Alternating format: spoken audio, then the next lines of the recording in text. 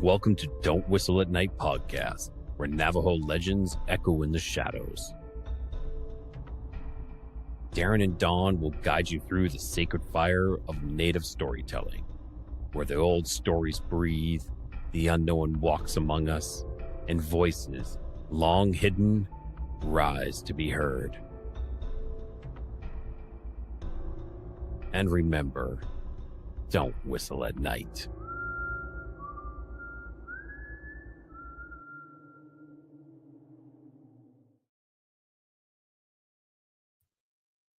Hello, everybody. Hello. Welcome, Yat. Hello. Welcome to Don't Whistle at Night. We're broadcasting live here on the United Public Radio Network, 107.7 FM in New Orleans. I'm your host, Don Yazzie, and with me, as usual, as always, Darren Yazzie. He'll get here when he gets here. Be safe out there, Darren, if you can hear me. So, today is a pre-recorded episode. So with our usual viewers out there, we like to say thank you for tuning in on our usual hours. But today is a very special episode. We have to do pre-recorded because this next guest I've known for probably like over a year now, maybe. But whenever we're on the phone, we can chat for hours on the things that wander around on the Navajo Nation, just like your episode says things that go bump on the Navajo Rez. So she's a paramedic on the Navajo Nation out of the Gallup area. So maybe if you guys want to give her a little hand every now and then. So if you see an EMT paramedic vehicle out there, don't be afraid to give her a hand or say hi or a high five for me. So without further ado, Miss Terri Anderson, paramedic of the Navajo Nation. Hey Don, how you doing? Hey, not too bad. How are you? I'm on a day off, so that's a good thing. It's always good when it's a day off. Wish we can get paid for days Absolutely. off, right? Oh man, well, yeah, that's kind of the way it works. Yeah. And first off, I'd like to say thank you for your time and thank you for your service for our reservation over there. Thank Well, I you. appreciate that. I really do. We get So, we do a lot of work out here, and been out here about 15 years working up on the res. So not been out only here a Navajo while. Rez, yeah. Not only Navajo Rez, you worked on the Apache Rez as well, huh? Yes, I did. I worked there first, and then I've been up here on the Navajo res about 15 years. I worked for a private company in Ganado, which is just west of Winter Rock. But it's we do a little bit of everything out here, and I'm kind of hard to miss. I think I'm the only white-haired Belagana up there, so um, everybody up there kind of knows who I am. Or at least they know. They'll come to me and say, "You did this or you did that," and I'm like, "Okay, I don't remember you, but that's okay." We see a lot of people off and on, and it's like I'm a little harder to miss than they are sometimes. Like I said, I kind of stick out like a sore thumb, but that's fine. I don't mind. I enjoy being out That's here. cool. A lot of fun. Awesome. So everyone sees. So if you see a lady or if you see somebody that looks like a Q-tip driving the paramedic, that'd be you most likely, huh? Like, hey, look at there's a Q-tip. Oh no, that's That's me. Terry. No, just kidding. Awesome. Yeah. Well, welcome to the family, Miss Terry. Welcome to the family. And most likely Thank you. everyone's gonna be begging. Oh yeah, you're welcome. Everyone's gonna be begging for you back. I already know it. And usually when we're done with the guests, they're like, hey, bring him back on. How come you didn't ask this question? How come you didn't let them talk? I'm like, hey man, we interact with live audience and we're gonna get around to it because everyone that comes on has no choice but to come back on. or we'll whistle at night and we'll say, "Hey, it's me, Terry," or "Hey, it's me, Rod. I'm whistling." No, I'm just kidding. Yeah. I'm naming past guests, so I haven't come on for part 2 yet. So, anyways, so I'm just rambling on here. Obviously, that it's good to have a That's co-host. okay. Darren. Darren. He likes to talk a lot. Which is really good. So I'm just sitting back, like moving the topic along. Like, hey, we're going this way. Hey, but Yeah. so on that note, Miss Terry, take us into where you're from, who you are, and your earliest memory of any paranormal experiences you have had. Well, I'm actually started out in Kansas, so I'm not in the land of Oz anymore. But I came out here 20 some plus years ago. Came down to work at the American Indian Christian Mission in Linden, and we had some interesting experiences out there. And usually it was some kind of demonic activity that was trying to hinder what we were doing. But going back to Kansas, I there's all kinds of stuff that happened in Kansas. But as a kid growing up, uh, I happened to see a magazine article that started kind of piquing my interest in a lot of this stuff. Um, it was on a National Wildlife uh, magazine, and in it, the first time I saw a picture of the Bigfoot film that was shot in California, and I was fascinated. I absolutely fascinated. I wasn't very old, but when that came out, and my mom got that subscription, you know how that goes. And so I was looking at it, and then later on, I'd ask a lot of questions, and you get around and you start hearing and seeing things around where you're at, and um, where I was at, actually, there was a lot of, like I said, we were out right in the corner of southeast Kansas.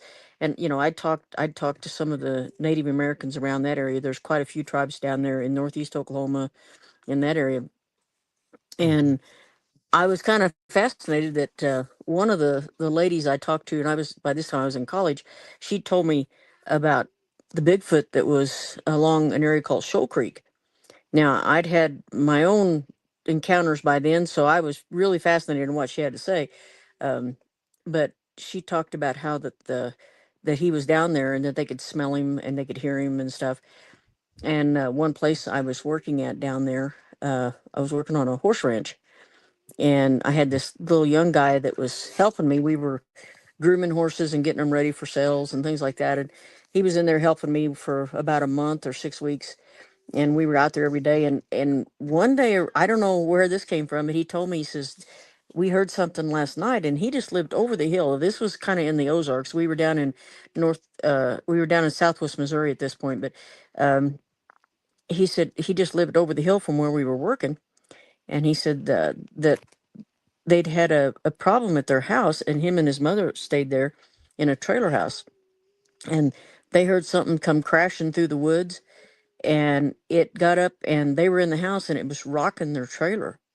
And this little guy was small. I mean, he was young kid, probably 12, maybe a little older.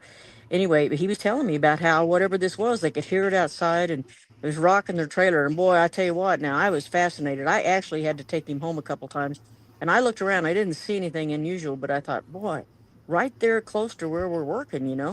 And Mm. that was kind of another little encounter that is like, wow, that is creepy.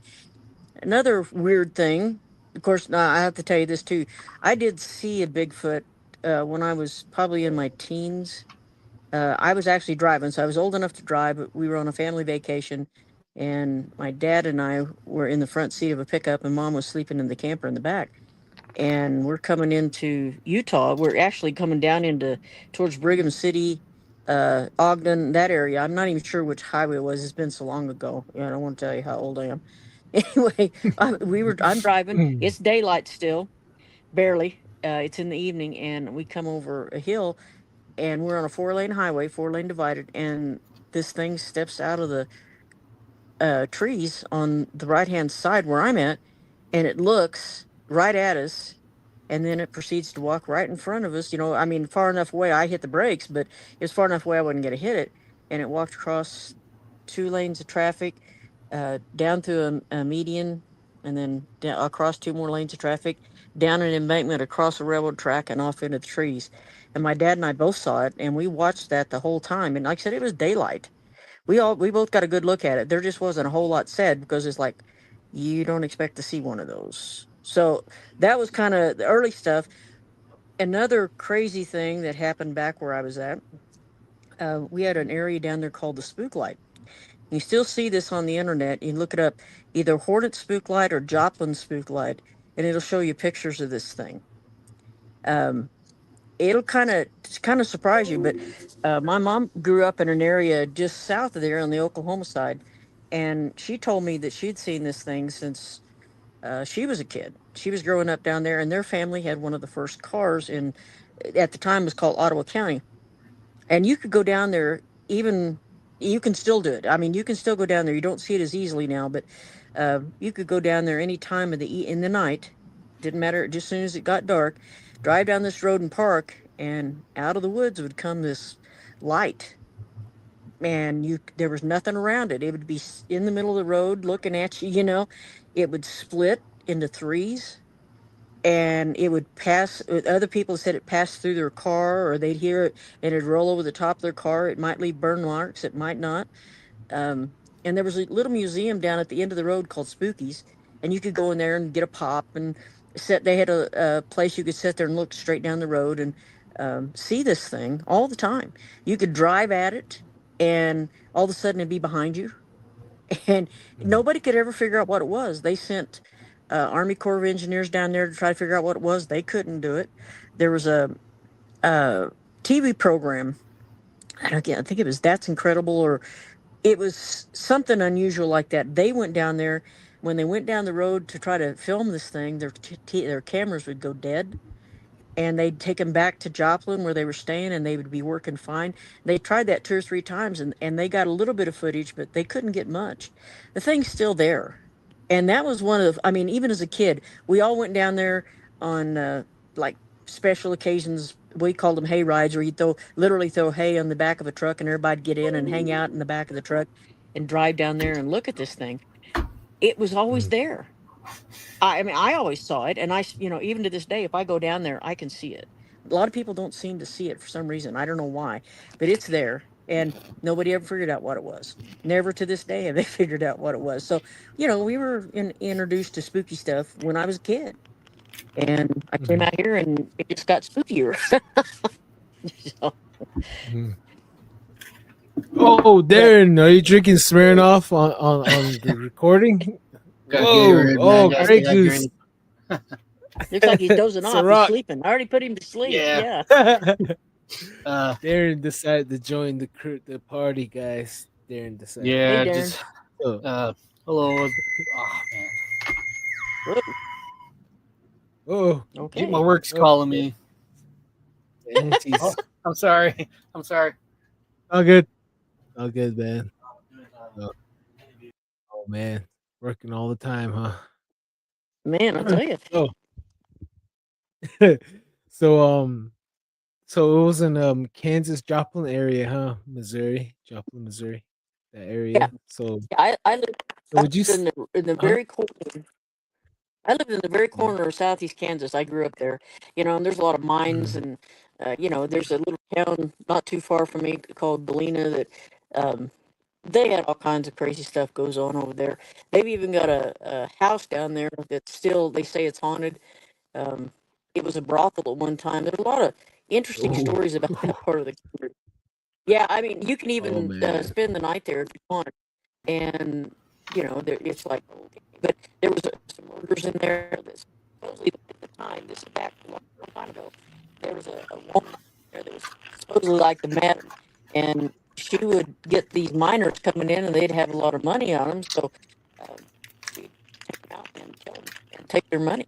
Terry, And she we was got like a a little serial killer. delay. Yeah. Terry, Yeah. we got a little delay. Yeah, it's been doing that Yeah, on my side.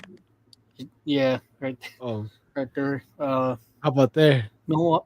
Might want to What? check, see if there can be a She has weak better service reception somewhere. where she's at. Oh no, she's at a real would you say almost off the grid type of deal on that side of the Rez Not by no. Gallup. She's from what Oh, was that? Well, I'm kind of yeah. You guys are breaking up real bad, both of you. Oh. But yeah, I'm just south of I-40. But Okay. Yeah, I-40 right by the freeway. There we go. Okay. How did she sound now, Darren? She sound okay? I, like I said, I'm still in hearing you all, but no. it's kind of. He said where I was seeing the spook light was in Southwest Missouri. Like I said, you can look that up on the internet, and you'll see all kinds of pictures of it there. Where I lived was actually in southeast Kansas, but that whole area wasn't separated by about 10, 15 miles. I mean, we're right in the corner. And part of the time I was in Oklahoma, just all over the place down there. So there was strange stuff going on. There was, like I said, there's a place called Galena, Kansas. Yeah, there's a hotel there, and you can actually stay there. It used to be a brothel, and there was a serial murderer, a lady that was the madam, so to speak, of this place. And as the miners would come back in, they were like mining lead and zinc in that area. If she caught one that had a lot of money, she'd murder them and take their money. And supposedly she put a bunch of the gold that she had got from these guys down in a mine shaft somewhere, and it's never been found. It's still there, supposedly, But there's all kinds of creepy stuff that goes on around there. I mean, there's mine shafts, and there's, you've been told there's devil worshippers in the area. There's been murders in the area. And I just, like I said, it's just a strange place. It's not, like off the chart weird, but a lot of strange stuff happens down in there. But it's very rural, still is. The biggest town close to it is Joplin. And if you're not spending your time ducking tornadoes, you're out there looking at the spook light or doing something like that. So This spook light, I know there's a couple of areas in America where this happens. Is this the one by the train track or? No. This one's out in the middle of nowhere. And yeah, I've heard that too, I've heard of 3, I think, but I took some friends of mine down there one year, and they didn't believe me. And it's like, okay, and they weren't from that area. I said, okay, all right, so let's go down there. And I hardly ever went down there without carrying a gun. It just was not a safe place. I mean, it was okay, but you never knew what was lurking around beside you or in the other cars or whatever. But anyway, we went down there, and this one guy, he goes walking away from the car, and we'd parked on this hill, and I said, it's right there. And it looked red. And he said, no. And he said, that's a Ford 500 Galaxy 500 taillight. I said, turn your headlights on and take a look. And he turned his headlights on and it disappeared. You always had to sit down there in the dark. I mean, you couldn't turn your lights on or nothing. Anyway, it disappeared. So he gets out of the car and he starts walking towards it. And I kind of walk up behind him a little bit. And I can't explain this other than it was just instinct. We both at the same time swung and turned right at the woods, and the woods were close.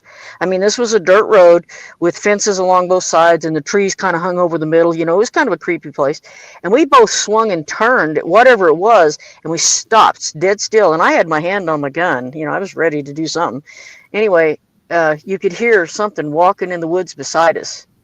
Never did see it, but that area down there was Quapaw Indian land. And everybody that I had a lot of friends down there that were Native, and this one person told me, he said, oh, that was the deer woman. I said, wait a minute, what's a deer woman? And he said, so he explained it to me. He said, a lot of times, and there's a powwow grounds not too far from there. It's a really neat place. And he said at night, the women would come up and they'd be dancing with the guys, and then they'd entice them off into the woods and kill them. And he said the only way you can know that it was a deer woman was by looking at her feet while you're dancing. He said most of the time they didn't do that. They just danced, But the only way you could tell, she'd be a beautiful woman and be dancing and all this, and they would never know that's what that was unless they looked at her feet. And she was evil. And you're like, oh, okay. And then there's, the story that there was a pair of lovers that jumped off of a cliff over there because they couldn't be together. And The woman died. They both died, but supposedly the light was one of the guy looking for the girl because she died and he couldn't find her. And that's what that was supposed to be. The only other thing I know about that area, there was an area there that I never knew exactly where it was, but I was told it was in that area. That's where they would take a lot of the young guys and teach them some of the more sacred songs of the drum, and that was a pretty sacred area to a lot of the people down there. And they said there was just stuff going on. There's spirits down in there. All I know is it's been there. I've even looked at it with a telescope, no less. I had a telescope in the back of a truck looking at it, and you can't tell what it is. They look like lights, except they split. There'll be one on top of the other, or they'll be at a diagonal. One will be yellow, one will be red, one will be green. You don't have a clue, and they move and they switch. But it scares a lot of people when they go down there because they don't know what it is. But that's what I grew up around, was stuff like that all the time. Wow, sounds pretty interesting. It's a really cool place if you ever get to go down there, and it moved. I lived on the road, the Hornet Road, which was about a 3/4 to a mile north of the Spooklight Road, and it went down and it hit the state line and it split. There was a T intersection there. You go left and you go to Spooky's Road. You go right another 3/4 to a mile or so, and they called it Case Meat Market Road. There was a butcher shop down there. Now this was all very, very rural. Okay. Some nights you could see it on the road to the north. Sometimes you could see it on the road to the south. You could always see it on Spooky's Road. But you could actually go from one road to the other and still see it. And you're like, now how does that happen? They're about 2 miles apart, but yet you can still see it. And then I started seeing it on the road I lived on, which split those two roads between. And the only reason I can tell you that is it has a particular hue to it. It's kind of a off-white yellowish color, but it just looks different than a white light. And I'm driving home one night and I see that and I thought, that's not possible. So I went ahead and drove down there, and sure enough, there it was. It was looking the same as what I saw it on the road I lived on, which was in between the two roads. And it's like, I don't know. It moves around and you never know where it's going to be exactly, but it was, like I said, it's still there. It's just there's a lot more houses in there now, and it's hard for people to get as good a look at it as they used to. But it's there. Crazy place. That's very cool. Wow. Yeah. So, has anybody ever just, attempted to be on one side and then another person on one end to see if they can see how far this light is, or? They can't see it from the backside. That's what's weird. If you're over in the Oklahoma side looking back to the east, it's real hilly down in there, so you have a tendency to see it in the gullies below you. And that's why it was, but you could, we chased it one night for fun to see if we could chase it. And we drove, I don't know how many miles down that road, and it winds up dead ending right on the interstate. It's I-44 back there. And, you're like, if you don't stop, you go right off a hill right down into the interstate. And we chased it as far as we could, and it was looking big and red like it was mad. And we're like, okay, why did it do that? And then we turned around and came back. But most of the time is if you're going east to west, you see it the best. You can see it coming west to east, but it's a little bit harder to get a look at. Usually it's from east to west, and you see it best that way. I know I can't explain that either. I'm just telling you it's there. So, wow. I don't know. Other than it rhymes, the food is always best over there back east. Where the east you go, food gets better. There you go. Wow. Aaron, go ahead. Sorry. No, go ahead. No, I'm just surprised. You hear stories like these, and then you hear stories of like yours, like you're actually chasing after it. Most people tend to run from the unknown like this. So kudos, you're a different breed to chase down these. Navajo Nation. Yeah, Belong on the Navajo Nation. Yeah. Well, I don't know. It never did scare me so much as I was fascinated by it. And of course, Stuff out here sometimes I kind of shake my head at, but so far I haven't had anything scare me so bad I'd run away. But I always think about it once in a while. But I hate to say this, but if I'm working, I don't necessarily have a firearm, but usually any place else I do. I'm almost always got a gun on me somewhere. I used to be a cop, so I mean, it's like it's second nature to run at things. And even as I've been a firefighter and I'm doing this paramedic thing, I've done all these crazy things, and none of them tell you to run away from stuff. You're always running at it. It's just, right. I guess it's my nature. Wow, that's just amazing. Like you said, most people are natural born to run from run away, but you're the one running towards, the one running into a burning fire, so I guess I was just born that way. Oh yeah, nice. That's nice. We gotta take you out to when we go out Sasquatching on the reservation again. Like, hey, well, like, let's go. I think Terry won't run. She has a hand cannon. well, not only that, but I'm old, fat, and slow. So I mean, you're gonna outrun me. So I better be able to turn and fight. Yeah. So Terry's been a part of the team over with William Jevening, and she has some 3 good pictures of Sasquatch out in that side of the Navajo Nation, which we'll get into. I don't want to get ahead of ourselves here, but hey, go ahead and lead us into your next story. Which one? What do you want to know about? Your Kentucky or Kansas. Other than the that little spirit in the gullies and the hills, I've been there. Ozark. I've been into that forest. It's really thick in there. Really thick. I hate the mosquitoes. Oh yeah. Oh yeah. Yeah, it's real thick. I realize I'm losing my light, guys. It's a way thicker forest than it is out here by far. I mean, we'd go out and go hunting, and you could lose things and each other in those woods back there. Of course, it's getting more populated all the time, but there's all kinds of stuff. There's lakes and rivers, and there's talk of Bigfoot and all kinds of stuff down in the Ozarks, down in the mountains.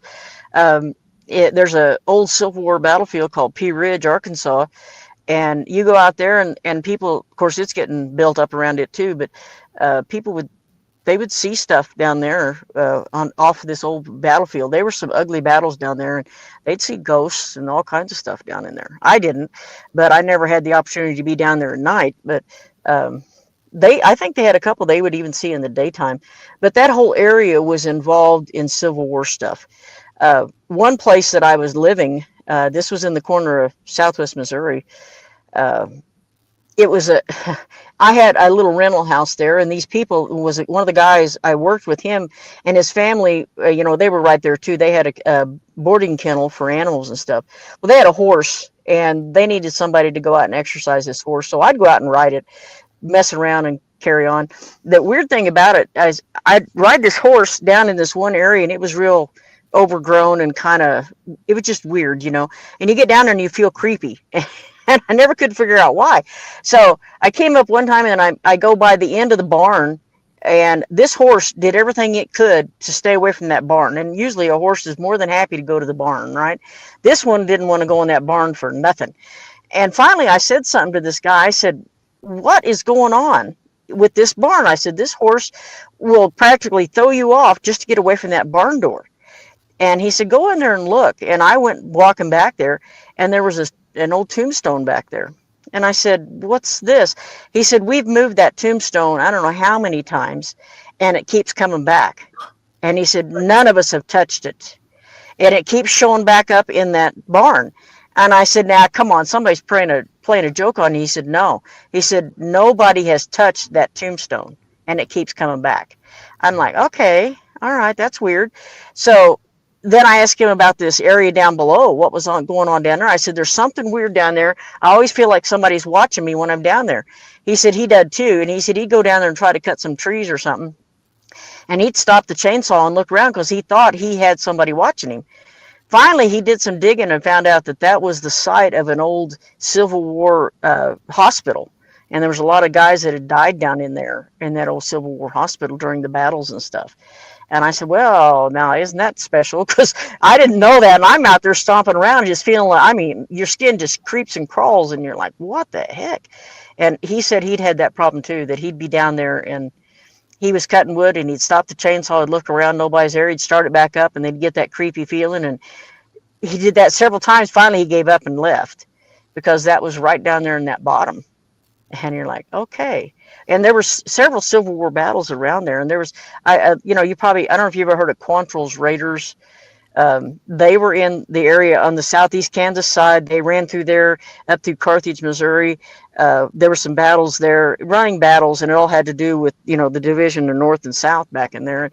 There was always something weird around. If you just, you know, just kind of sit and listen a little bit, you'd get some creepy vibes from being down in there. And you might not know what it is until somebody finally fesses up and tells you what it is. So sounds like yeah, the land is really tainted, huh? It's always usually the case. Oh yeah, well, and you know, there's caves down in there. There's some really interesting caves down in an area called Bella Vista that they have found a lot of Native American artifacts, and these are old. When they were going through there with the highway, they were, you know, diving or digging the highway and blasting through there. They opened up a cave down in there on the Arkansas side, and they found a lot of interesting things back in there. There's several places like that along the Arkansas, southwest Missouri, southeast Kansas, northwest Arkansas. It's all there's been some old occupation back in there, and that one in particular, it's become quite a famous little area from the cave that's down in there. And I know you all have heard of Silver Dollar City. There's a big cave down in there, but that place is just full of caves. I mean, if you just know where to look around, there's caves all over that place. So, and if it's not that, there's mine shafts. Take your pick. So, well, Kansas is, what do they call it? The Diamond State, I think. no, that's Arkansas. Well, they have that diamond place in Arkansas where you can go down and dig in the dirt and find diamonds, you know. And people do that. I've not been to that one, but Missouri is, of course, the Show Me State, and Oklahoma is the Sooners. And, you know, it's just different environments. You go there's some really interesting areas down in there. If you just go driving around, look, you find all kinds of things to look at. The lakes, Table Rock Lake is a beautiful place, huge. But yet you wouldn't be surprised, but there's where is that? There's a spring down there. It's not Eureka Springs. There's another spring down there, and it flows all the time. And when they had a earthquake in Alaska, it caused the water on that in that spring in Arkansas to foam up and turn gray from the silt, and it was from the earthquake in Alaska. And you're like, how does that happen? It's all underground water. So there's a lot of water flow, caverns. I mean, the water is ridiculous down there. I mean, I'm out here, you know, I've got water standing everywhere right now because of all the rain, but that's the most water I've seen compared to what, you know, back home. This is amazing. I've got mud puddles back home. You can go down to the corner and go swimming in the creek, you know what I mean? Just the way it is. So it's a lot different environment down there. So yeah, out of New Mexico, there's not a whole bunch of surfers, so yeah. But yeah, it does show it has its moments every once in a while. Like where I live, there's trees, but there's not too many lakes, but there's a lot of frogs when it rains. Oh yeah. And I'm waiting. I asked my grandmother, it's like, where do all these frogs come from? And what she told me was, when she was a little girl, it rained frogs, and that's how all the frogs came. So I was like, well, yeah, maybe. So, yeah, it's a lovely sound though, hearing those frogs. Yeah, I've been waiting to go out tonight because, like I said, I've got an area here. It looks like a puddle. It looks like a small pond, and it's about ankle deep. Well, maybe a little bit more right now. And that's what happens here when it rains like that. The frogs all come out and they sit around and talk to each other, and that to me it's fun. I'll sit on the porch and listen to them because they're kind Right. of cool. Yep. Yeah, doesn't take much to really amuse me sometimes. So Miss Terri, lead us into your next story after the. Okay. Well, let's take it up here on the res, and we'll tell you about some of the crazy things we run into out here.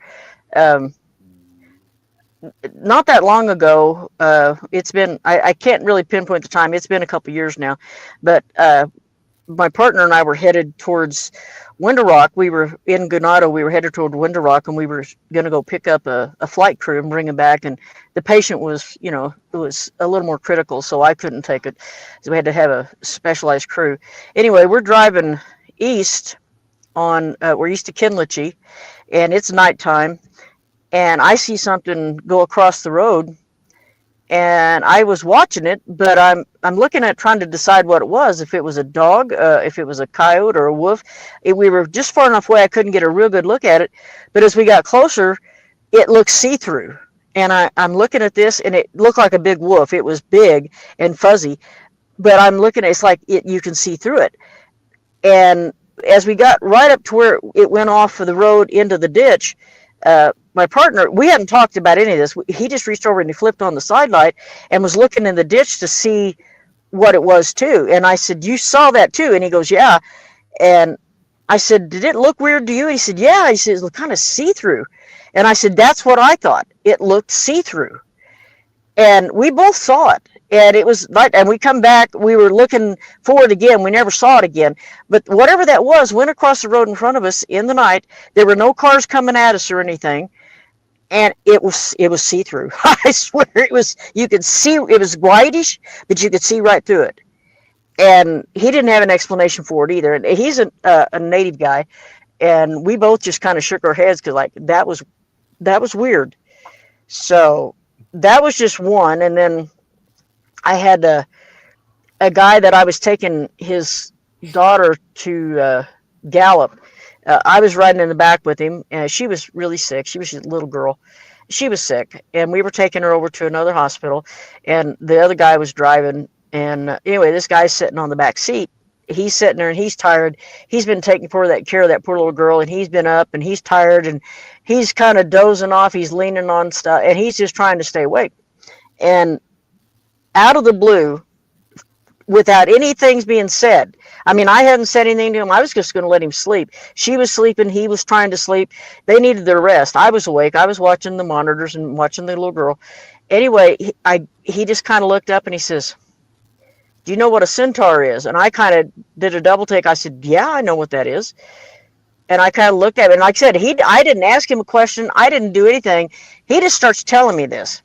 He said, "Have you ever seen one?" I said, "No." I said, "Have you?" He said he hadn't, but I think it was his auntie or maybe his mother. I said, "Where did this happen?" And he said, "Over there where I live." And this was, he lived out on 191 north, quite a ways actually. And I'm sorry, 191 south. And he said that she had gone out to the outhouse one night and her dogs were just having a fit. And she got out there close and the dogs kind of shut up and she looked up and there were 3 of these centaurs that were playing with their dogs, petting them. And she said they looked like kids, at least on the human part of it, looked like kids and a horse on the body. And she's standing there, all dumbfounded and looked up and somebody said something or whistled and looked up and there were several adult ones right there too. And they took off. Once they saw her and realized what was going on, they all took off. But she swears there was about 10 of them. And 3 of them were kids. And they were playing with their dogs. Yeah. So he said it whistled at them? Like it whistled to one of them, little one's attention? Yeah, they whistled or made some noise to get the young one's attention, and then they took off because they didn't want her seeing them actually. And they were the kiddie ones were over there playing with the dogs. So it freaked the woman out. So then later on, like a day or two later, maybe even a week later, but not much longer than that, I'm taking another patient to Fort Defiance, and this lady, she starts singing. She's got her grandmother in there, and she's singing songs to her grandmother in Navajo. And I start talking to her a little bit, and I said, just out of curiosity, I said, have you ever heard of a centaur being out here? She said, oh yeah. She said, my brother saw one. And there was 2 or 3 people in a car with him. I said, where? She said, at that, right here at this intersection. And we were right there in St. Michael's at that intersection that goes on Route 12 south.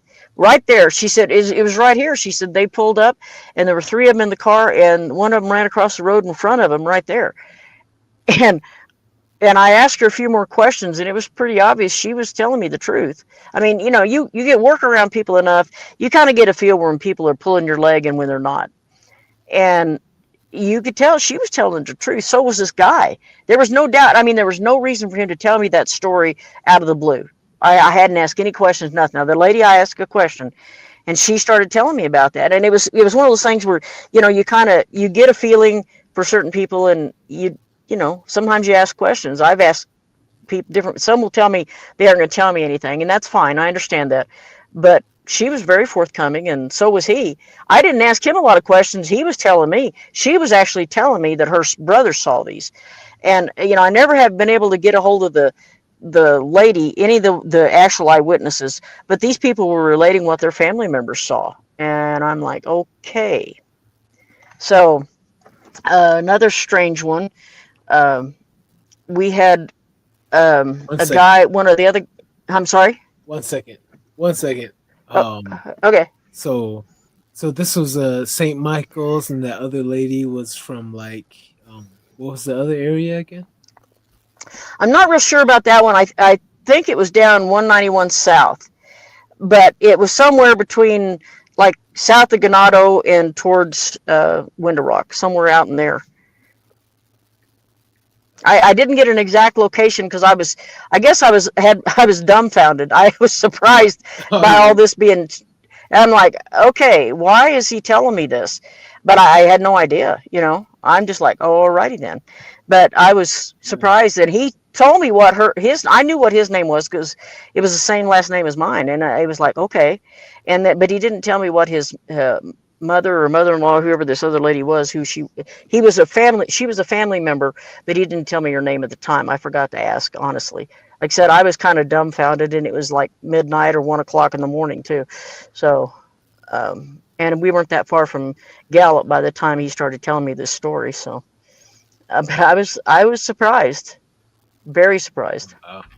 Yeah, the over in Mima Valley, you know, from that area, we always brushed it off as a skinwalker. We always like, hey, that's yeah, you know, the whole time. Well, yeah, we didn't know that there's actually cryptid centaur roaming around. So I asked the old school Navajo guy. He's a cryptid. I'm trying to get him on here too. Cryptid investigator he is. He said that those centaurs run from sacred mountain to sacred mountain all night. In the daytime, they hide. Oh, really? Yeah. So I can't believe that. Well, is cool. Yeah. These creatures, I think they're starting to pop up a bit more. Even I had someone came up to me and told me that they actually seen one of these beings picking surprisingly green chili, believe it or not. Really? In the bag. Yeah. So it's really odd. It's really weird, but you know these things do have a family system going on, and you know they do have a social system going on. Them, playing with little puppies. You know, even the kids just being kids. So, you know that's nice. That's nice to know too that these things have a family system going on. And surprisingly, I guess they like green chili, believe it or not. But over in Phoenix and Maricopa, they gave them the nickname Hoofy. Hoofy, yeah. yeah, Hoofy. Hoofy, that's... Well, you know... Miami Valley, he has like white face paint, and I heard in Chinle they use yellow face paint. And their hair really? Is thick. Yeah, their hair is like really thick and dark, and their skin is really dark, like like you what our Apache buddy said that they look like you left somebody outside all day, really dark. Yep, and then Yeah. their eyes is really really dark, and it's big too. It's big and black eyes. Yep, and their hair is really really well kept, supposedly. Wow. Well, and there's others. Well, we had a police officer that lives down by cornfields. He said that he and his son both had seen a half man, half goat, like Oh, a satyr. Yeah, a Mm. satyr yeah. outside the edge of cornfields. I don't like that guy. Wow. That one's disturbing. That What? guy's a disturbing one. Oh, he's a disturbing character of the Goat Man. He's Yeah. probably one of the more creepy ones I ever ran into. At night. Mm-hmm.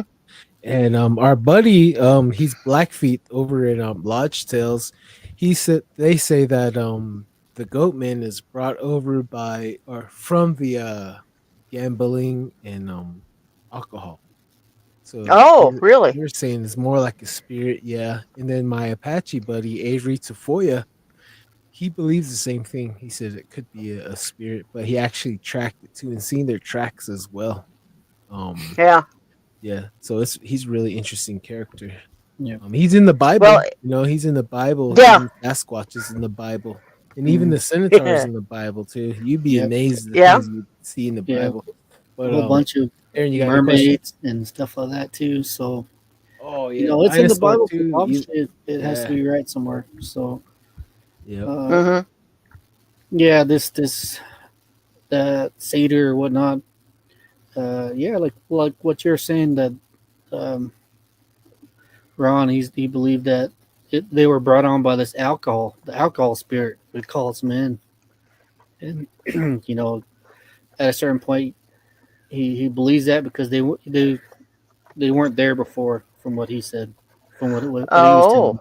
So it's fairly new creature out there, and Oh. so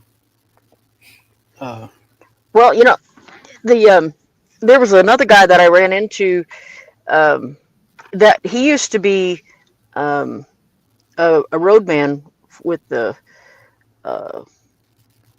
NAC, okay, and he was telling me now he's no longer doing that. He's a Christian man now, and he would tell you that out here, where Lupton is, out here on I-40. Yeah. That there's an area, there's a cave in there somewhere. He told us, and he said he could tell you this for fact because he'd been there. He didn't tell us where the cave was, but he said there's a cave back in there, and he said that's where they're taking people and teaching them how to be skinwalkers. And he told us, and I was there when he was talking about this. He said he had been there, and he said used to it was just like one or two people that would do that and learn how to do that. He said not anymore. He said now they're teaching the children how to do that, and he was really angry about it because he said they were teaching them how to do evil things and be skinwalkers, and he said they were teaching a bunch at a time. He said there'd be 10, 15 people in that cave, and there'd a lot of them be children teaching them how to be skinwalkers. And this wasn't that long ago. And like I said, this was supposed to be over here in Lupton, not that far from me. So wow. I didn't, he told us about that. And he was having a lot of spiritual trouble at the time. There were people that were coming up to us. There were spirits, skinwalkers, he believed, coming up to the house, trying to put curses on him and stuff, because he knew all this stuff and was telling people, and they didn't like it. And they were doing stuff outside their house, causing some sickness and stuff like that. And so there were several people that went over there and helped pray with the family, and it disappeared after that. They left him alone for a while. I haven't seen him in a while. I bumped into him over Gallup one day and talked to him for a minute. But he's a real nice gentleman. But he could tell you some stuff, and I don't know if he would get it on a podcast or not, because he's pretty wary about what they can do, and he knows because he was there. Yeah. But yeah, I mean that's just more of the crazy stuff that happens, and there's and where I live out south of the interstate, there's weird stuff that happens kind of. I mean, there was a guy that swore up and down there was a skinwalker out west of me. There's another road over here. And I happened to be over there about something.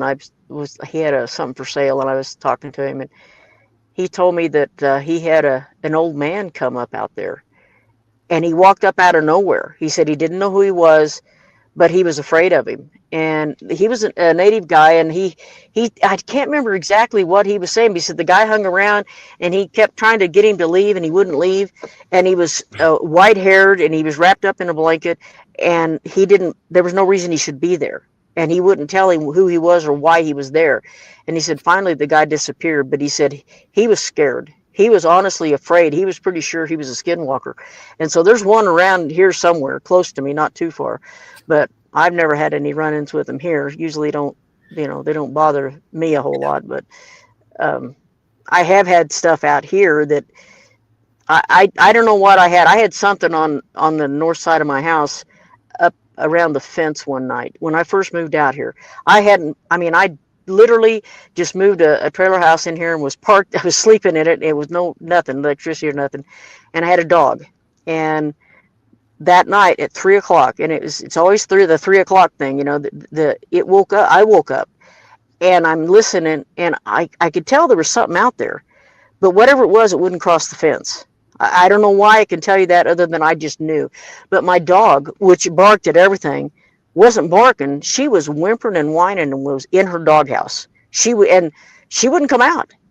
And until it left, she would not come out. And I'm looking at this like, this is nuts. But I knew it was there. But I also knew it would not come across the fence. And it kind of made me smile because it was like, okay, you're not coming across. I get it. But it was there. And it woke me up. Whatever it was, it woke me up. Didn't hear anything. I just knew it was there. And like I said, that's another one that I can't prove other than I just knew it was out there. So, and the dog knew it was out there. Oh, yeah. Oh, yeah. The dog was scared. Yeah. Oh, yeah. Especially when they're scared, like it could be a Hoofy, Sasquatch, or Skinwalker. Those are the three things that a dog will whimper or try to get into the house. I've witnessed that and experienced that multiple times. So I understand. Oh, I had never seen her act like that. But when I was living down by Sholo and stuff, she was barking at everything. She never did that ever. And then the first night I'm out here, she's freaked out. And I'm like, well, and then I find out later there was a Sasquatch. There has been one in this area too, kind of off to the northwest of me. There was one that was seen running across the interstate in broad daylight. And so they've come through here a time or two, but I have never had any trouble. After that, I've never had any problems again. That one night, it was like something wanted to know what was going on. It was something new. They wanted to see what it was. And that night after that, they never came back that I'm aware of. I've never noticed anything else. And I've got several dogs out here now that would, anything, there's coyotes, whatever, they will, go check it out. But I've not had anything like that happen since that first night. So, and then my neighbor swears up and down he had one on the roof of his house. He's about a mile away from it. And he says he's had one crawling around on the roof of his house too. And these are all Belagana, which it's kind of unusual for us to even notice they're out here. But there's something that's come out here a time or two, either a skinwalker or a Bigfoot. Something, yeah. I think if it was a human, yeah. If it was a human, the dogs would have acted like that. Yeah. I think they do some kind of rituals and lands, especially off land. So not only the Navajo Skinwalker does that, the other tribal people that practice their own Skinwalkers, they do the same thing too. So I remember growing up, my grandpa would hear coyotes. He said, "That's a coyote. That's a coyote." Mm-hmm. And once in a great moon, only one time I heard him say, "Hey, that's not a coyote." He'd tell me that's that tribe over the hill. He's like, that's they're saying they want this land back and they're placing a curse on us. And he's like, tomorrow we gotta go find what they buried on the ground here. So I'm like, really? I'm like, that's crazy. I never heard you say that before. As a child, I was just thinking that oh man, I'm staying inside. Coyote or not, I'm staying inside my grandpa. Yeah. Well, and I think this. Go ahead. Go ahead. Well, there's supposedly. Go ahead. Go ahead. Okay, I was gonna say, I like to remind everyone to like, subscribe, and share. And if you're listening over the airways, come and find us on YouTube. Yes, Yeah, there you Yeah, go. don't forget yes, to like, share, and subscribe. Go ahead, yes, Darren. for sure. On the YouTube, we do show photos. So you want to see what it actually looks like without a brief description, come and see us on YouTube, and we'll show you some photos. Obviously, we got some tonight too of Bigfoot. Am I right? Oh Well, yeah, I can tell you I can we'll tell you cross real that quick bridge. about, Go huh? ahead. Oh no, Well, I I was was going to gonna tell them say real we're gonna quick. cross that bridge when we get to. Go ahead. Sorry. Oh well, I was going to tell them what those photos were real quick in case they see this and they want to look. The one you're going to see is kind of golden color, and that's a small one. The guy that took that picture said it was about 3.5 feet tall. It was like a kid, and it was playing, and it's got a board in one hand, and I think it was playing with the second one because some other people saw two of them together down in the valley from where this guy lived. Then there's one that it's on the side of that one. That one, he said, was a kid that was playing, and there was an old building there that had fallen down, and it was picking up boards and playing with them, and it went into the bush, and like I said, it scared the snot out of him because he didn't expect it, and it was early in the morning. But people down valley saw a second one playing with that one. All right, that So for whatever then reason, this one gave me chills. It kind of just yeah, it's obviously a beast of some kind. You can see the top of the head, and you can actually see the sun reflecting off the hair. And well, look that's at a buckskin look at color. look at the muscles in the back. That's his back. Yeah, He right. saw it. Look, he saw it looking at him, so he knew what it was. He said it was a Bigfoot. There was no doubt about it. But that was just the only picture he was able to get before it disappeared. So, and that was over. That was in an area called Navajo Station Road, and there's been several sightings down in that valley and down that road, and that goes on over. In fact, the other one that you're going to see, there's a black one up against a bluff, and that was, if you take that Navajo Station Road and just extend it out towards Steamboat, that's kind of in the area where that other one is. And the lady saw that one there. She was up on a hill. She was herding sheep, and she saw this in the distance, and she took some pictures. Of course, this is daylight. She took pictures, and it was a pretty much extreme zoom, but that's what she got. And this lady's reputable. It's not like she just made this up or anything, or the other one either. But people say, oh, it was somebody riding on a rock. Well, he was climbing the side of a bluff, and she showed it to a medicine man, and he said he thought it was a skinwalker, but usually they don't run around in the daytime. But anyway, she saw that one while she was out herding sheep, and that would have been west of the first. Now, this was separated by several years. I mean, it's not like there was 1 year and the next year. Right then, they were separated by time. And so this one was in broad daylight out west of where the other one was. The other one you have, it shows. Wait, 1 second. 1 second. Okay. We'll get to that bridge when we cross there. Darren, hold your horses. We're going in chronological order. Okay, guys. So we're looking at a Sasquatch going up the bluff here. He's trying to find a way up, or she. You don't know. It's a dark one. Yeah. And we're looking at a buckskin color Sasquatch here, and you said that it is carrying these sticks and it was playing, right? Yeah, it's got a board in its hand, the one that swung back there. It's got a board from that shack that had fallen down across the road. And he described it, it sounded like it was playing, that there was probably another one in the bush. And then later on, a few days later, other people had seen it too. And it said there was two of them, like a pair of twins. That he didn't see the adult, but he saw the two. And he went back up in there a few days later, and there was a nest up in there. And he found that. But yeah, and it was in those bushes and stuff alongside the road. Didn't you say that the witness also described saying that it was speaking Navajo too? It sounded like an old man raspy voice. Not that one. I've had other people, like I said, after I started hearing about these and seeing these pictures, I've talked to people, I see people all the time. And once in a while, if there's an opportunity, if something comes up, I ask them. And this one lady had said that she had, he was down in one of the chapter meetings, and they started talking about this because this had made Facebook.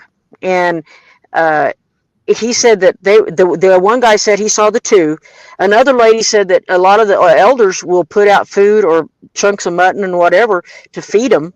And another older lady said that one of them would speak. She'd hear it talking, and it sounded like it was talking in Navajo.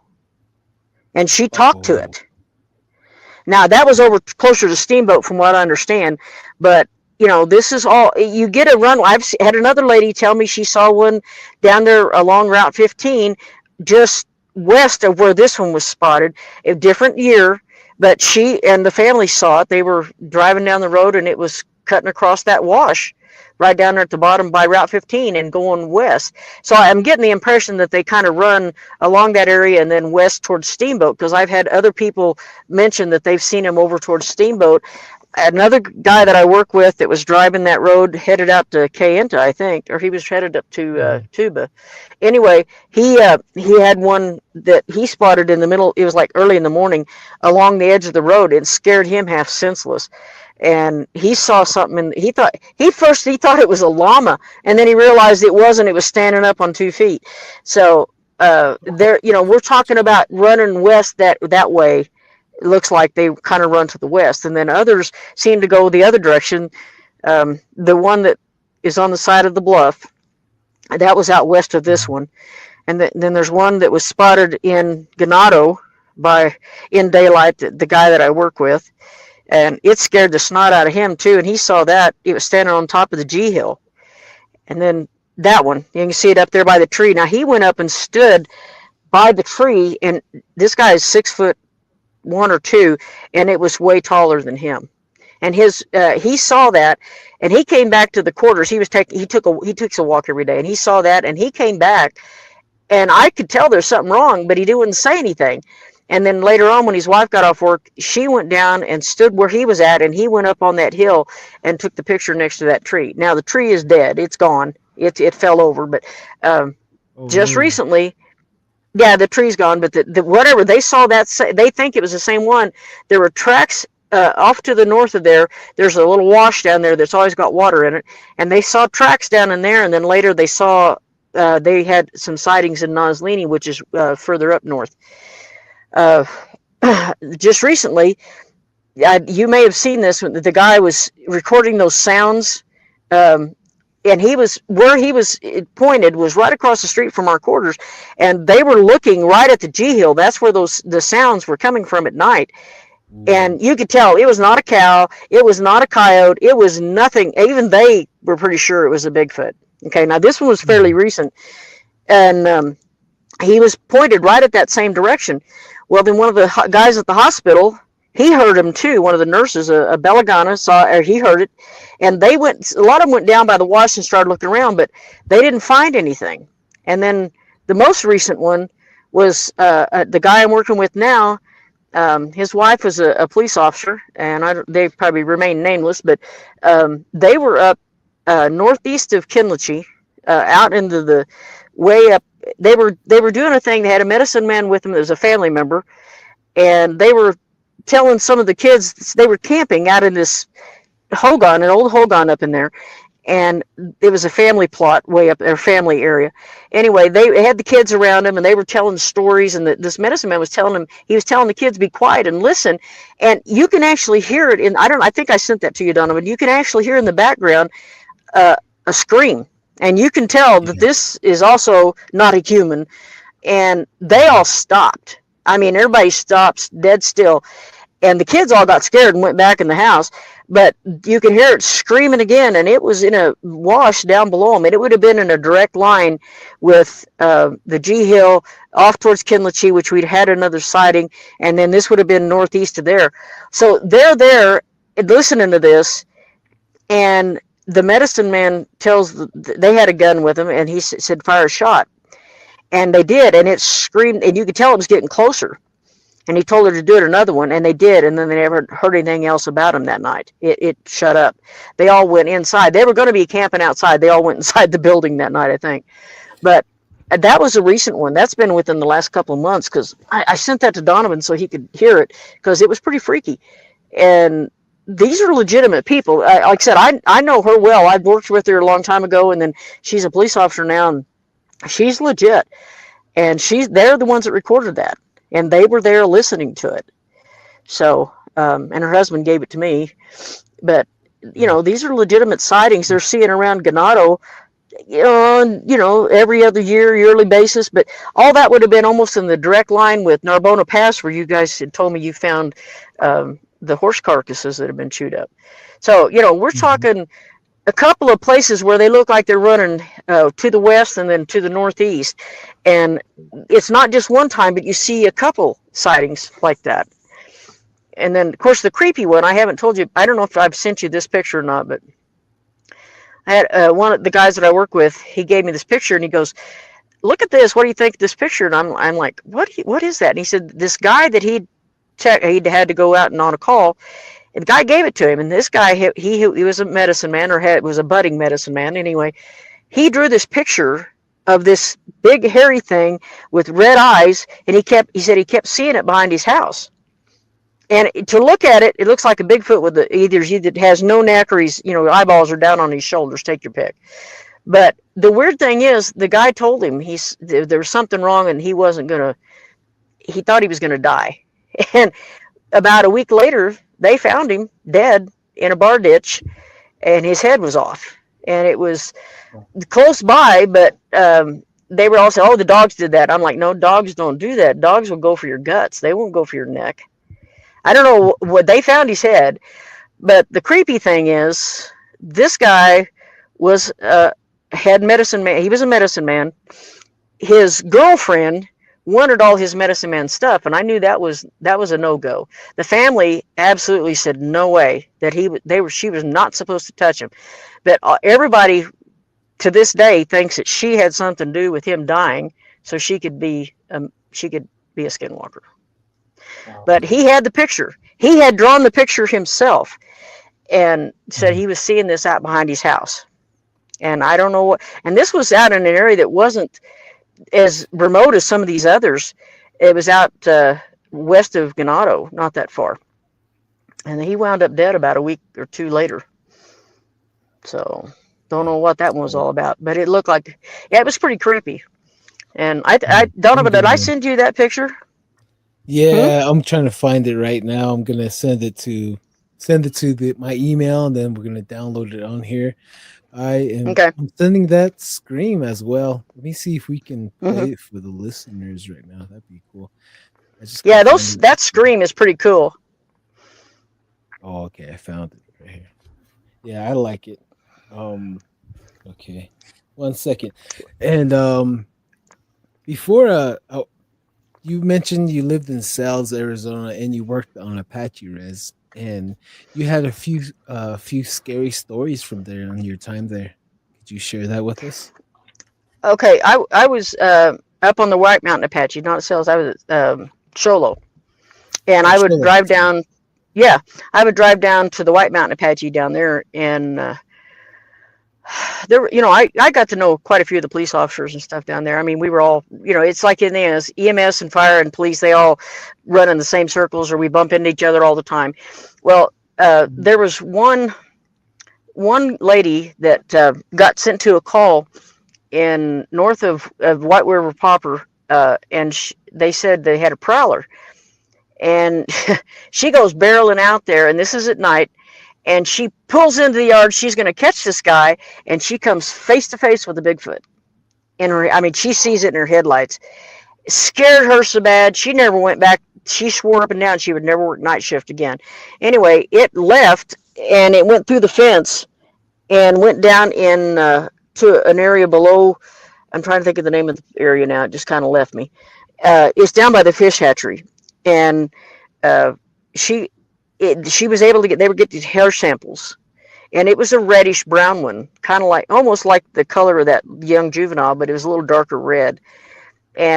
But she saw that one and brought it right in her headlights. I mean, she didn't hit it, but it scared her so bad she swore up and down she would never ever work night shift again. In fact, I'm not even sure she ever went back to work after that. But we were all the time seeing. This one guy told me, he says, the elders used to tell him not to go down in this area, down around the fish hatchery at night. And they'd ask him why, and they said, well, the boogeyman will get you. That's all they would say. Well, finally, he finally told me, he says, this is what they meant by the boogeyman. He said, they didn't tell us until this happened, but that's the boogeyman. And so the elders have known. And the thing is, the Apaches are real protective about those kind of things. They don't say, in fact, they don't like notoriety either. I mean, they just don't want anybody to stand out. And it's kind of the culture is different. It's definitely different than between the Navajo and the Apache, but the language is close. But anyway, they wouldn't tell him what it was until that happened. And then and this guy was an adult by then. He said, that's what they meant about the boogeyman. And I was like, okay. So there was always something weird like that. And of course, there's a creek that runs, not just a creek, a pretty good flowing river down through there. And that's where they would hang out back in there. Talk about wild and woolly, and nobody lives back in there. Holy cow. Oh, yeah. I mean, that place it's rugged. One of the creepiest things we did, we went back in there, and there was a guy that had been murdered back there, and he had like 80 some odd stab wounds down there. And he was laying along the edge of the road, and one of the officers had to stay there all night with the crime scene and the body so that they would take pictures in the daylight. And he was just freaking out. He didn't want to be down there by himself, and he was down there by himself, and he was freaked out, so it was just, but that's the kind of place it was. It was creepy. I mean, you didn't want to be down there in the dark. We would go down there occasionally, but it was not one of the places you just wanted to hang out, Let's go, Darren. Let's go. He's going to get you in trouble. Yeah. Actually, I spent the summer or two down there in my youth, and by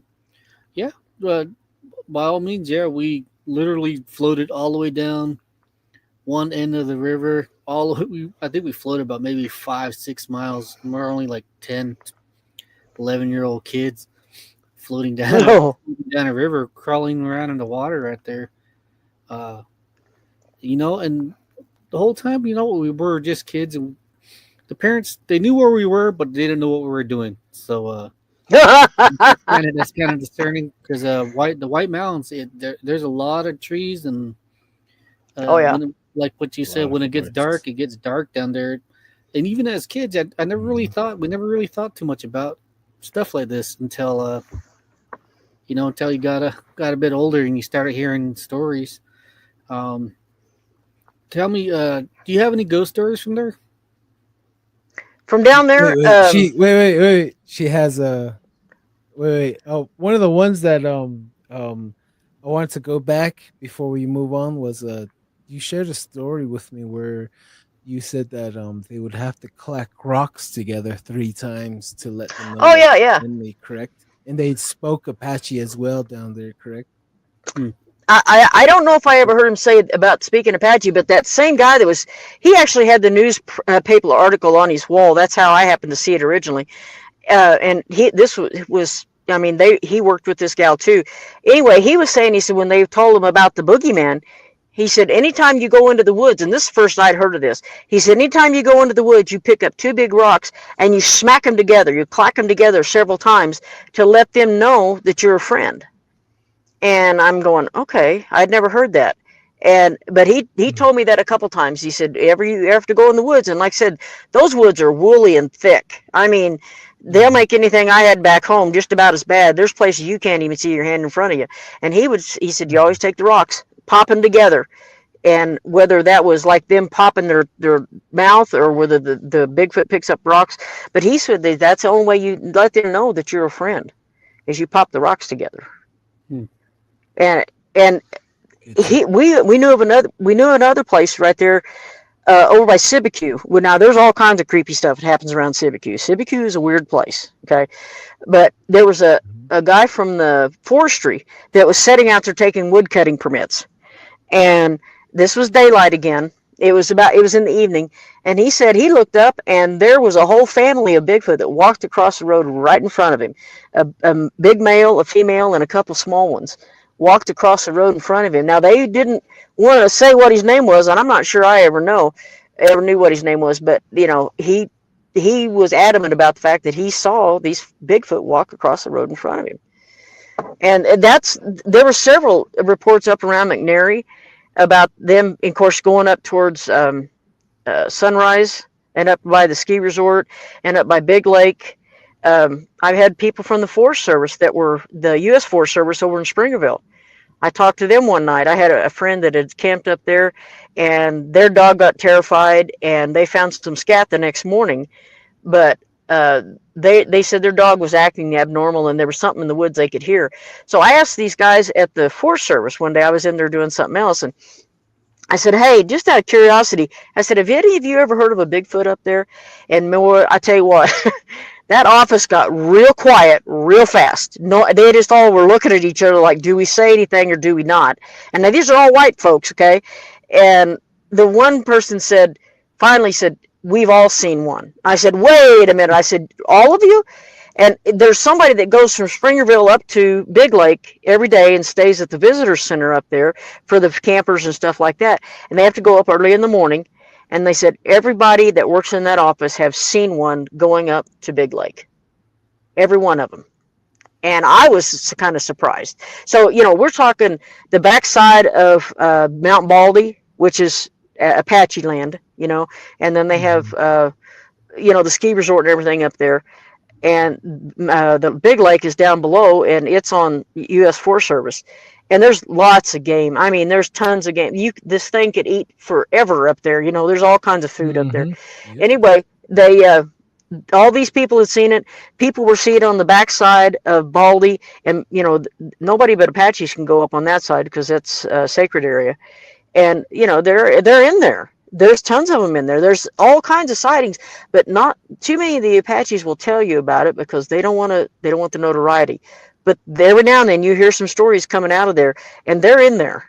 And just like I said, they're up on this res. There's places on the road south of me. There's a canyon down here. It's called Rattlesnake Canyon.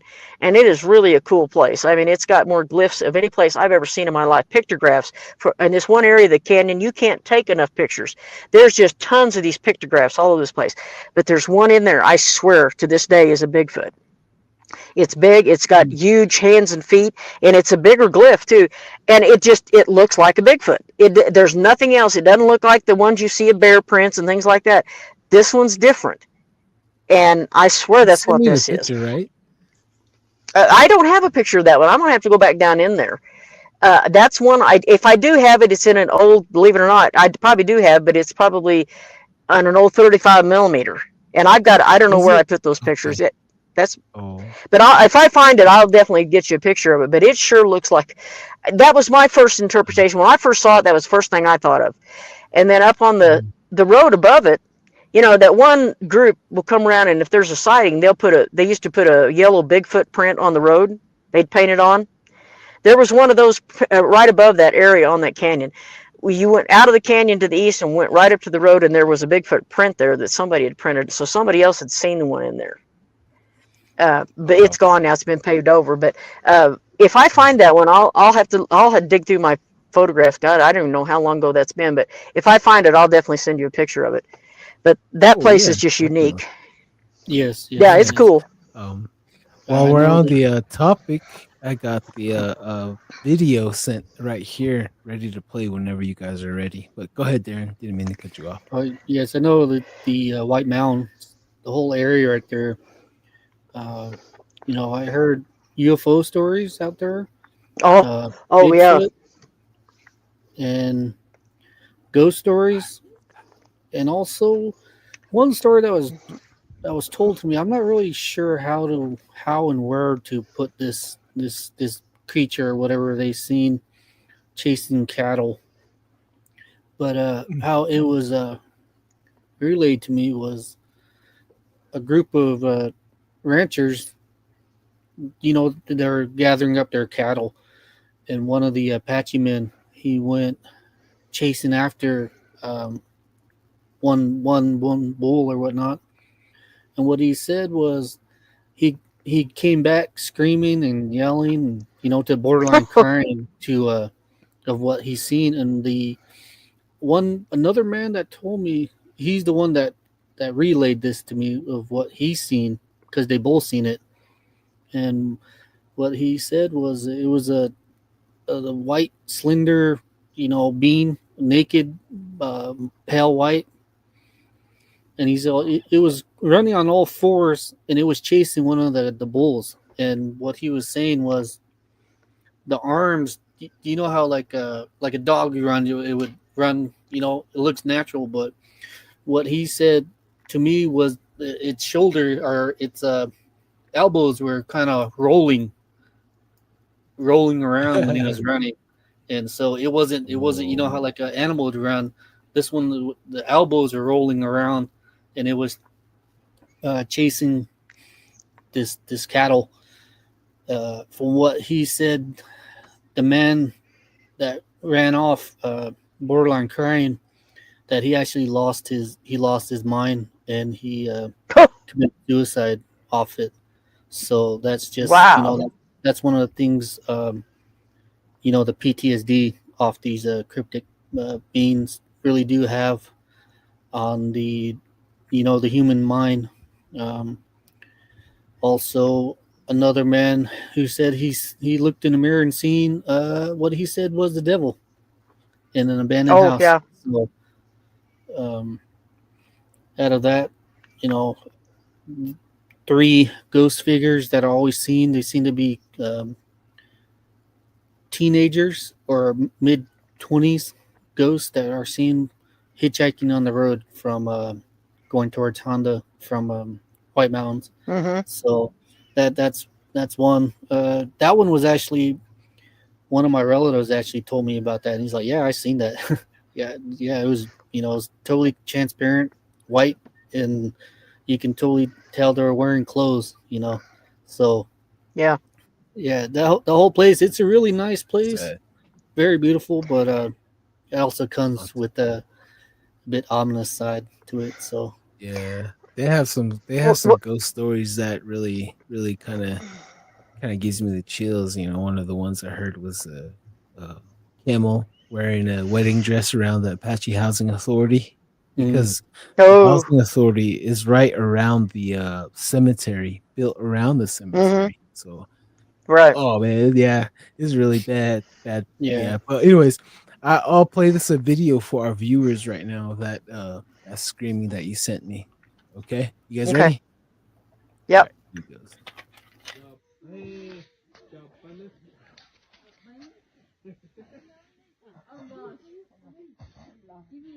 don't be messing around that way. Don't you if you do that, you have nightmares. I'm telling you. See? You're playing around with it, that's why they're coming out. Leave it. Back.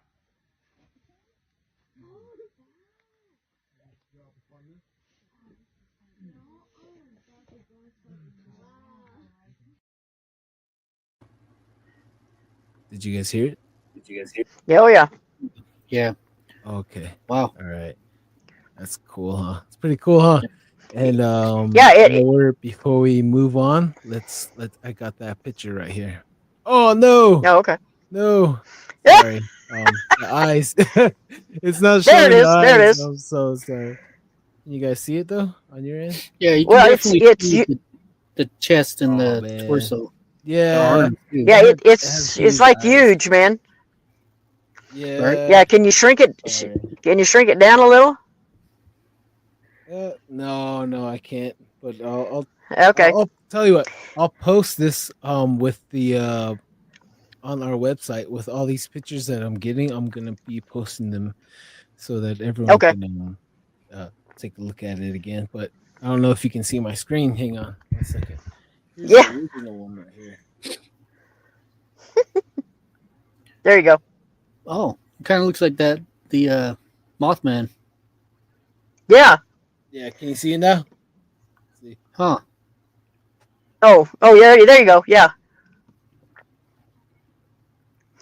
Yeah. Now keep in mind, he said that he was seeing this behind a tree. So I don't know what kind. I thought, but it's got arms. Mothman, I don't know, doesn't quite look like that. But I don't know. My first thought Bigfoot looked like was that I thought it was a Bigfoot. My first thought. Yeah, might be. My first Bigfoot looked like that until he raised up his arms like this. Then he started shaking back and forth, and it was a red-haired one. And yeah, that changed my life. Let's see. Yeah, look at that chest. Oh man, wish we can see the eyes. Maybe next time. Okay, so we're moving on to your ghost stories. But I remember you told me a story where you seen this one kid where he was running on top of these cactuses and he was possessed, something like that. Oh yeah, okay, yeah. We had a call. There was some down in Canyon Day. There were some pipes that went across the canyon, and I'm not sure what the pipes were. They were water or what they were, but they were exposed. And we got a call that some kid was trying to commit suicide. And so we go down there, and it was daylight when we first got down there. And he was up on top of these pipes. And so there was an officer and me that went down into the bottom of the canyon, and we were kind of, I mean, this kid's up there far enough, there's nothing we can do about him, and we sure shit couldn't want to go out on the pipes. The only thing that was saving his bacon is he was intoxicated, which doesn't help. In his case, it was only keeping him up there. Anyway, he kept saying he was going to jump off of there. He was going to jump off. And we go down in the bottom, and I'm sitting there talking to this guy and this officer, and this kid up there, he looks down at us, and he's messing around, and he said he was going to throw himself off the pipes. And I said, no, you don't want to do that. Well, our hope was if we were down there, we might be able to break his fall, because if he jumped off of there, he'd have landed on a bunch of big rocks. He would have died. There was no doubt about it. So all of a sudden, we're sitting there watching this kid, and now this is weird, okay? But his eyes flashed green like an animal's eyes do in a light, okay? It was dark by now, but his eyes they flashed green at us. And I looked at the officer and I said, you saw that, right? He said, I saw that. He said, I don't know what that is. I said, I don't either, because we didn't have a light on him, okay? He was looking down in the dark at us. We had a little light down there, just enough to be seen, but that shouldn't have happened. Human eyes can't do that, okay? And then he laughs real big, and we're like, man, this is crazy. And then all of a sudden he starts speaking in a language that I didn't know. Now, I can't speak Apache, but I can hear enough of it that I know that's what it is, you know? And I turned around to this officer. I said, he's not speaking Apache, is he? And he said, you know Apache? He says, no, that's not Apache. And he said, I don't know what that is. Well, it sounded like Latin. And there's no way this kid, he was a teenager, should have known any Latin whatsoever. Not like this. And they laughed real big. And I thought, okay, this is kind of creepy. So he goes over and he gets down on a different pipe in this. There's a superstructure underneath the big one, and he's walking up and down underneath on this metal bar underneath, and it has these metal struts around that holds up the big pipe. And he's walking around, and he starts walking towards the bank. And I go over there, and I can't touch him. He's not close enough for me to do that, but he's right there where I can see him face to face. I mean, we're close enough that we can see each other's eyeballs, you know. Anyway, we're talking, and he's telling me he's going to do this. But he's talking in the third person. It's not the kid talking. It's something else. And it was pretty obvious what this something else was. And I really think it was a demon, truthfully. Because he said, well, I'm going to do this, and I'm going to do this to this kid, and I'm going to do this. I said, no, you're not. Well, why not? And I said, because you don't want to kill your host. And he just kind of laughs at me and looks at me funny. I said, you're not going to push that kid off there. I said, I can tell. And then he starts telling me, I've had dealings like this before. I've actually dealt with demonized people. And I knew what was going on by now. I mean, there was no doubt in my mind this kid had a demon. And anyway, the demon was talking, trying to tell me, oh, this is that, and and I said, that's not true. I said, you've got to speak truth. I said, in Jesus' name, you have to speak truth. And finally, he says, I'm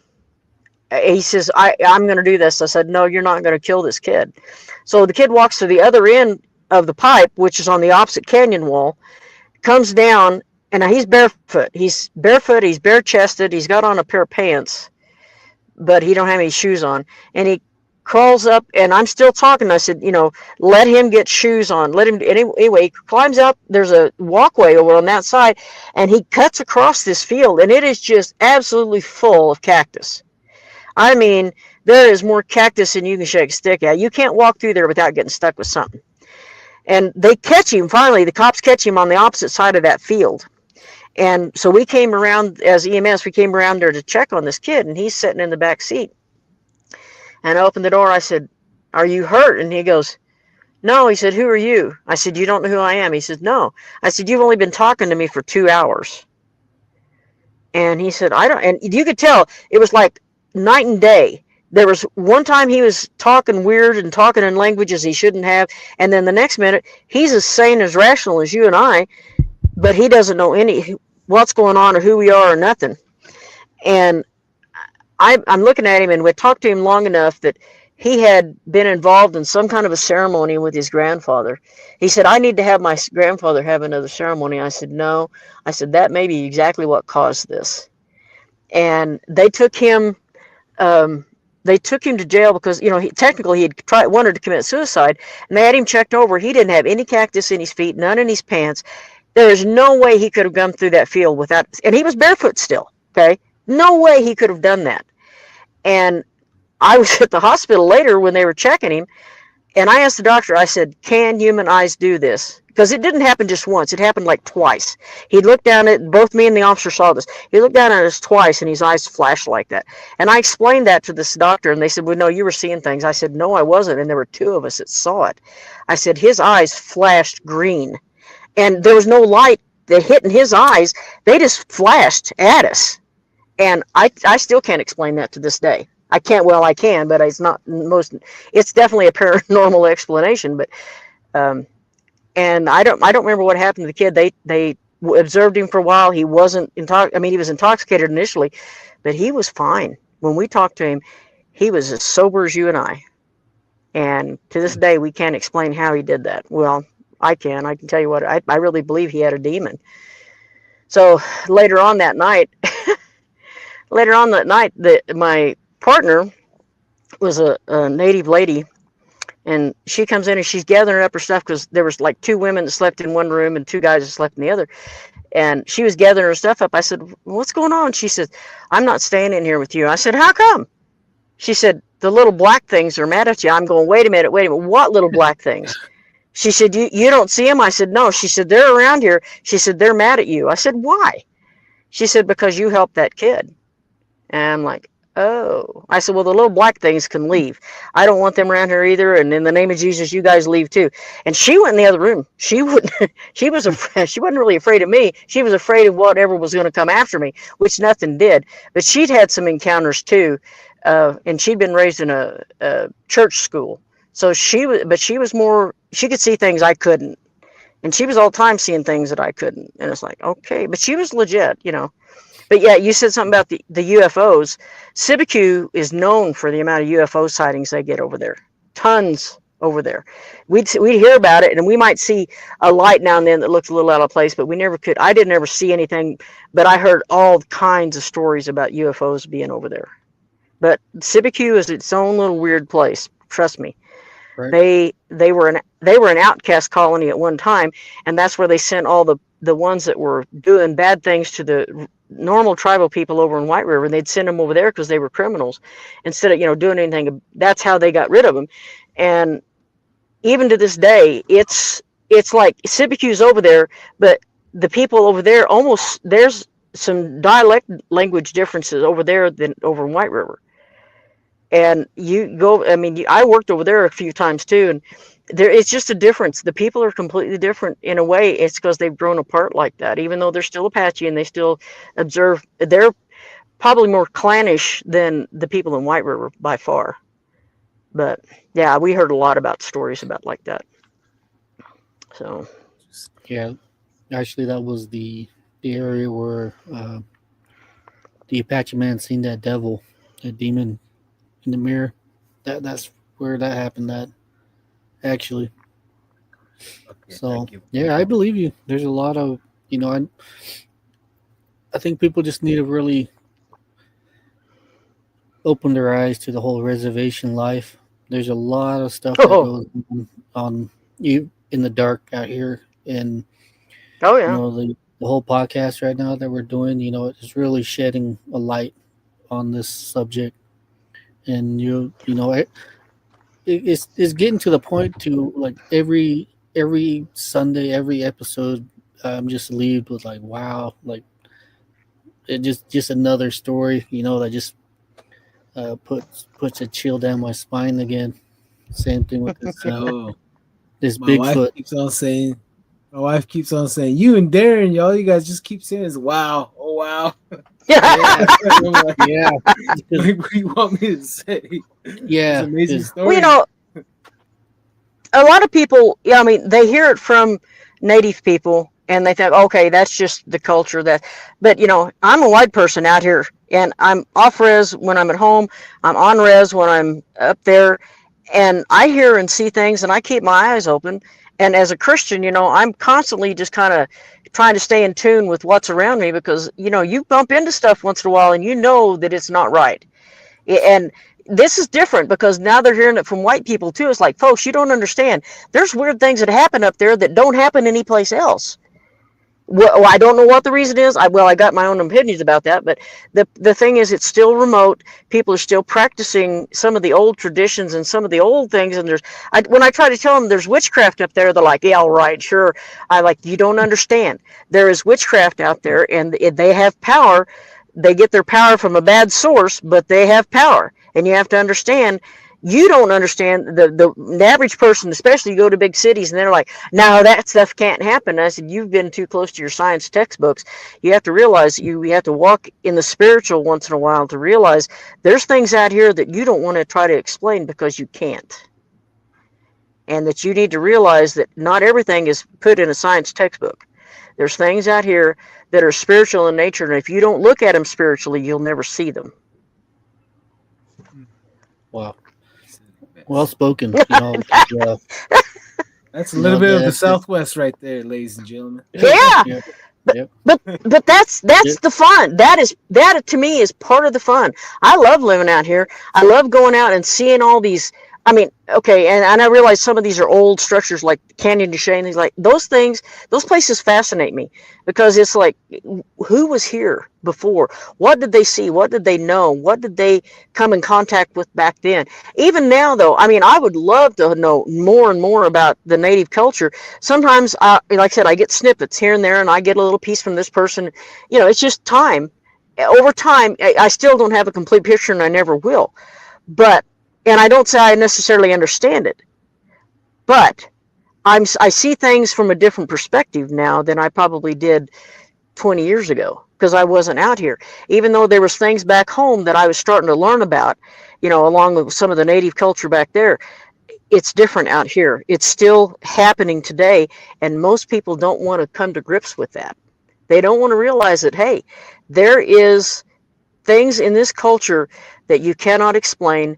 Not only spiritually, physically, sometimes you can't explain it, but you're still living and sometimes you're living in the old times. You're still not yet up to date yet, and that's fine. And if people would just leave them alone, a lot of times they get along a lot better than the people in the city. For gosh sakes, there's still problems out here. Don't get me wrong, I understand that, but people need to wake up. There's things out here you cannot explain, and the only way you can explain it is in the spiritual realm. That's it. Amazing, Yep. right there. You said it really well, Terry.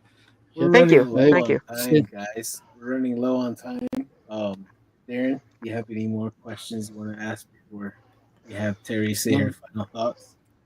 Oh no, not much right now. But you having a lot of amazing stories for the service that you had out here. I'm pretty sure that's not all of it. I'm more than sure. You can have one happen tonight or tomorrow, living out there. Oh yeah.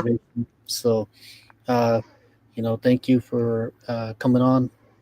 This is actually a pre-recording right now, but still, thank you for your time, and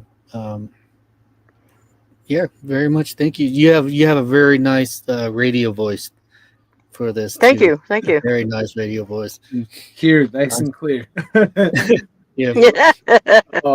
Out of all the areas you've been, Terry, which one's the most one that really shook you or had you on your toes? I don't know. I think really the Apache Rez is a little bit creepier in a way than the Navajo Rez. At least up here you got line of sight. You can see what's out around you a little bit. Right. But even up on the Navajo Rez, you get in some of these areas. There's a place. To me, it's beautiful. You go up northeast of Kindlechee. It is gorgeous up there, but you just got this feeling there's just something not quite right. I can't exactly explain it. Just something in, you look around and there's some high sheep pastures up there, and it's gorgeous. Big, tall pine trees. That's my kind of territory. Bigger mountains and tall pine trees. Narbona Pass, I love it up there. But, you get around some of these places and they just, somewhere north of Kindlechee, it just doesn't quite feel right sometimes. Maybe it's because the trees are so close and you don't have a lot of room to move, I mean, the trees up there are pretty thick.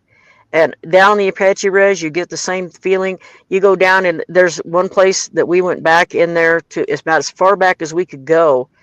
And we had about a month where a bunch of teenagers were just killing themselves just almost every night. And that was creepy. And the one that was back in there, the guy was hanging from a tree, and the furthest back that we could go, it was a dead end. And that was just always kind of stuck to you, and it's like, oh, something not quite right back here. But, I loved it down there. I mean, the Apache Rez is beautiful. I'm like you. It's a beautiful place to be. There's animals, and I love animals anyway. There's all kinds of animals, but there's all kinds of creepy stuff down there too. And you just never know what you're going to bump into. Same way up here on the Navajo Rez. There's some really gorgeous places up here, but you never know what you're going to bump into. And that's what keeps you on your toes. You never know who or what you're going to bump into. And that's what makes my life exciting. It kind of makes you on your makes you tick, and it makes you keep you on your toes. Yep. Cross the T's. Oh yeah, if you will. Terry is also a team member also as well of our LLA Alka team. So we have a paramedic, and she has a huge pistol, a huge hand cannon. So all else fails, we'll just huddle around Terry. She'll have a huge. No! Just got to remember, I've got a limited amount of bullets. So. Make them count. We'll use all ours. Yeah. Yeah, like I said, this is a fascinating place to be, especially when we started seeing the Bigfoot around here. It's like just made it that much more interesting. And like I said, whenever I get a chance and somebody will share with me some of the cultural things, and I've walked into some of those by accident. Walked into something and I'm like, and then I have to go outside when we get done and ask my partner, what was all that about? And I've seen a few of those things too that don't look right. That you're like, just one short story. This was down here near Sanders. We went out for a kid that had hung himself, and we got down there and they'd cut him down already. And my partner, she was pretty sensitive, and her dad had trained alongside some medicine men for a long time, so she was pretty sensitive. But there was something in the rafters. I don't remember what it was, but there was something up there and made her uneasy. And we went back outside, and she got in the truck, and we were waiting for the police to get there. And she said, "This is wrong." I said, "What do you mean?" And she said, "That kid didn't hang himself." I said, "I kind of had that feeling too." She said, "There was something in the rafters that she saw that made her believe that he'd been murdered." And there's something I saw it, but I don't remember what it was right off the top of my head. But like I said, she was culturally more sensitive and spiritually more sensitive about some of that stuff. And when she's told me stuff like that, I usually believed it, because it's like there's something she's trying to tell me to watch my back. And so, there was somebody was hovering, and there was an NAC tent there, and she thought it had something to do with that. They were trying to do a healing ceremony for the boy, but yet that night he goes out and hangs himself. Something wasn't right. But I was watching her, and like I said, those are the kind of things where sometimes I need a little help. If I've got a native partner with me, which I usually do, and not all of them are as versed as some of the others, but I'll get little tidbits here and there, and I'm still haven't made the whole picture, but it fascinates me all that much more because I learn stuff, and there's never a day it goes by that you can't learn something. And like I said, it's a learning process out here. Yeah. Everyone, welcome. Move to the Southwest. No, just kidding. Yeah. You like extra elbow room. So you like extra elbow room. No, just kidding. Yeah, no kidding. But you have a lot of amazing stories, and I know everyone's going to be saying, "Bring her back, bring her back." Like, definitely. Hopefully, I'll have to get some new. Bring some. Go ahead. I'll have to get some new stories. Oh man. Oh, remember when I told you before we started this podcast, Darren and I, we knew each other, and I was like, wait, let me start a podcast, then we can talk about the Centaurs and everything crazy, the Skinwalkers. Yep. Boom. So you guys were all part of it as well. Motivation for Darren and I to get this started off. But cool. Darren, you want to say your latest to everybody before we close out? Oh, yeah. Laters. Have a good one. Have a good night. Good morning. I'm gonna say laters to yeah. I'm gonna say laters to your sister. Your sister, Lee, Tyson. I was just kidding. But yeah, Terry, thank you again for your time. We appreciate it. No problem. Yep. And welcome to the family again. You're a part of the family. Yep. We'll definitely get together and schedule a part 2. We'll give some time for the audience to get all this in, and I'm pretty sure they'll ask some questions as well. We try to get everyone as much as we can. You have to give me a little time to find some more fun stories. Oh yeah, definitely. We'll keep in touch. All right, Darren, any final thoughts? Oh no, just keep your eyes open. Keep your spirit alive. Keep it well maintained, especially out there on the reservation. You don't know what's out there. You could run into a Bigfoot, or you could run into something else. But you take care of yourselves. Take care of each other. Thank you, Darren. It's good to meet you. Thank you. And sooner or later, hopefully, we'll meet face to face for too long. I'm sure. Yeah, we'll run down some lights. I'm out here. I'm just kidding. Definitely, we'll all get together down there. Probably, this month. Hopefully, maybe. But definitely, we should all come together to do a documentary in the future. Yeah, but, that'd be Terri, fun. You want to? Terry, you have any final thoughts before we wrap this show up? No, like I said, I'm just anxious to finally meet you face to face one of these days. And, it seemed like people keep telling us things. I think the more that we get out there and they see what's going on, they come and tell us, which is fine. And, we'll pass it on to whoever we can. And, maybe we can actually get a good eyeball on some of these things. Just never know. But it's a fun place to. Well, I've always liked res medicine because you never know what you're going to see, and you see everything. So it's always a good. I'm serious. It's a blast. You get a chance to get out there and help people. You really do, and that's the important thing. And if anybody sees me or wants to talk at me, I'm in Ganado. You're more than welcome to come up and have a talk anytime. Oh yes, please. As a reminder out there, everyone. Please don't forget to thank your local public servant from the police department to paramedic to fire department. Those guys are really looking out for us and doing the best they can to make to help our community out and to help our people. We always need help, and please pray for them. Keep Miss Terri in your prayers, and as well as everyone else, and especially your neighbor. Love your neighbor. That's right. That being said, guys, I'm gonna be kicking you guys off, reading the outro. Thank you, Terry. Thank you, Darren. Good job, guys. Hey, good night, y'all. Have a good one. Okay, a good one. Good night. All right. Thank you for tuning in to Don't Whistle at Night. We've been broadcasting live here on the United Public Radio Network, 107.7 FM. In New Orleans. You guys stay safe, take care, and remember, don't whistle at night.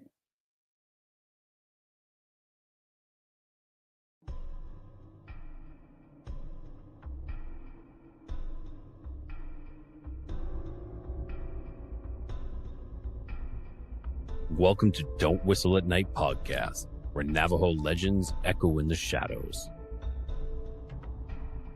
Darren and Dawn will guide you through the sacred fire of Native storytelling, where the old stories breathe, the unknown walks among us, and voices, long hidden, rise to be heard. And remember, don't whistle at night.